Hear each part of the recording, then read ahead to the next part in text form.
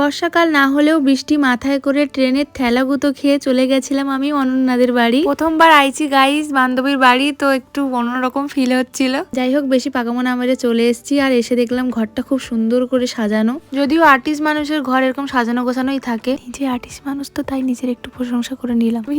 আর এদিকে কাকে খুঁজে পেয়েছি দেখো গাইস, আমাদের গোপু সোনা। একটা নয় দুটো। যদিও আমি একদিনের জন্য গেছিলাম, তাও আমার বান্ধবী কিন্তু আপ্যায়নের কোনো ত্রুটি রাখেনি। এদিকে তালের বড়া করা শুরু করে দিয়েছে। তারপরে ঘরে এসে নতুন ড্রেসগুলো আমাকে দেখাচ্ছিল, এত সুন্দর লাগছিল না যে কি বলবো।